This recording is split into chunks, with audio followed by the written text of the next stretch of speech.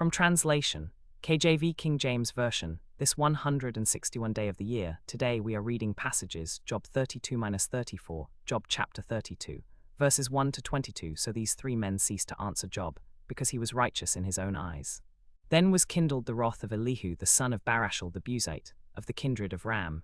Against Job was his wrath kindled, because he justified himself rather than God. Also against his three friends was his wrath kindled, because they had found no answer, and yet had condemned Job. Now Elihu had waited while Job spake, because they were elder than he. When Elihu saw that there was no answer in the mouth of these three men, then his wrath was kindled. And Elihu the son of Barashel the Buzite answered and said, I am young, and you are very old. Wherefore I was afraid, and durst not show you mine opinion.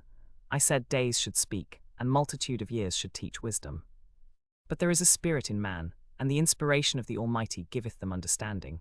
Great men are not always wise, neither do the aged understand judgment. Therefore I said, Hearken to me, I also will show mine opinion. Behold, I waited for your words, I gave ear to your reasons, whilst ye searched out what to say. I attended unto you, and behold, there was none of you that convinced Job, or that answered his words. Lest ye should say, We have found out wisdom, God thrusteth him down, not man. Now he hath not directed his words against me. Wherefore I will not answer him with your tongues. They were amazed, they answered no more, they left off speaking. They were ashamed, and took no more answer. So Elihu, until Job had spoken, was answered wrath. And when he was quiet, he was provoked, and he indignantly answered his words. Also I will answer my part, I also will show mine opinion. For I am full of matter, the spirit within me constraineth me. Behold, my belly is as wine which hath no vent, it is ready to burst like new bottles. I will speak that I may be refreshed, I will open my lips and answer. Job chapter 33, verses 1 to 33. Wherefore, Job, I pray thee, hear my speeches, and hearken to all my words. Behold, now I have opened my mouth, my tongue hath spoken in my mouth. My words shall be of the uprightness of my heart, and my lips shall utter knowledge clearly. The Spirit of God hath made me, and the breath of the Almighty hath given me life. If thou canst answer me, set thy words in order and stand up. Behold, I am according to thy wish in God's stead, I also am formed out of the clay. Behold, my terror shall not make thee afraid, neither shall my hand be heavy upon thee. Surely thou hast spoken in mine hearing, and I have heard the voice of thy words, saying, I am clean without transgression, I am innocent, neither is there iniquity in me. Behold, he findeth occasions against me, he counteth me for his enemy, he putteth my feet in the stocks, he marketh all my paths. Behold, in this thou art not just. I will answer thee, that God is greater than man. Why dost thou strive against him? For he giveth not account of any of his matters. For God speaketh once, yea, twice, yet man perceiveth it not. In a dream, in a vision of the night, when deep sleep falleth upon men, in slumberings upon the bed. Then he openeth the ears of men, and sealeth their instruction, that he may withdraw man from his purpose, and hide pride from man. He keepeth back his soul from the pit, and his life from perishing by the sword.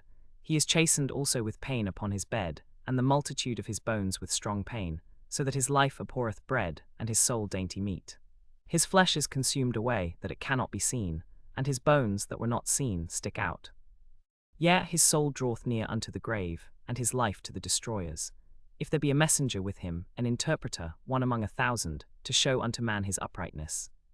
Then he is gracious unto him, and saith, Deliver him from going down to the pit. I have found a ransom. His flesh shall be fresher than a child's. He shall return to the days of his youth. He shall pray unto God, and he will be favorable unto him. And he shall see his face with joy, for he will render unto man his righteousness. He looketh upon men, and if any say, I have sinned, and perverted that which was right, and it profited me not.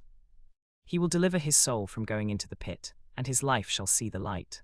Lo, all these things worketh God oftentimes with man, to bring back his soul from the pit, to be enlightened with the light of the living. Mark well, O Job, hearken unto me, hold thy peace, and I will speak. If thou hast anything to say, answer me, speak, for I desire to justify thee. If not, hearken unto me, hold thy peace, and I shall teach thee wisdom. Job chapter 34, verses 1 to 37. Moreover Elihu answered and said, Hearken to my words, O ye wise men. And give ear unto me, ye that have knowledge, for the ear trieth words as the mouth tasteth meat. Let us choose to us judgment, let us know among ourselves what is good.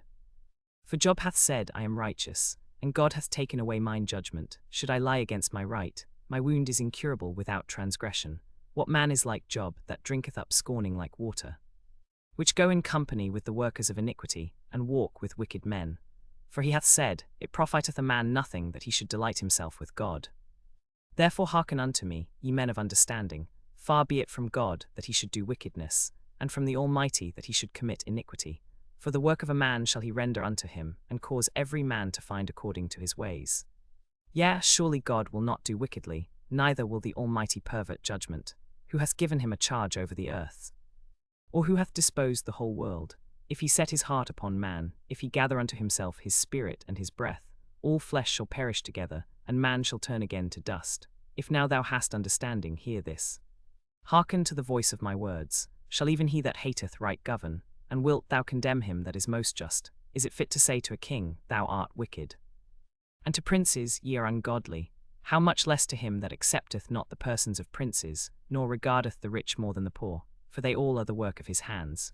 In a moment shall they die, and the people shall be troubled at midnight, and pass away, and the mighty shall be taken away without hand. For his eyes are upon the ways of man, and he seeth all his goings. There is no darkness, nor shadow of death, where the workers of iniquity may hide themselves. For he will not lay upon man more than right, that he should enter into judgment with God. He shall break in pieces mighty men without number, and set others in their stead.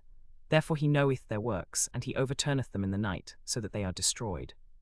He striketh them as wicked men in the open sight of others, because they turn back from him, and would not consider any of his ways, so that they cause the cry of the poor to come unto him, and he heareth the cry of the afflicted. When he giveth quietness, who then can make trouble?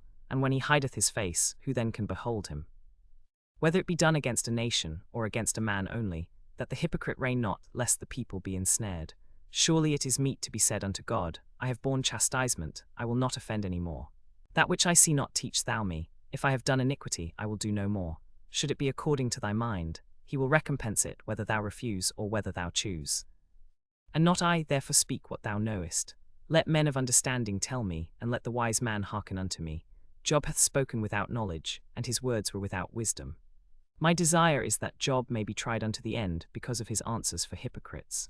For he addeth rebellion unto his sin, he clappeth his hands among us, and multiplieth his words against God.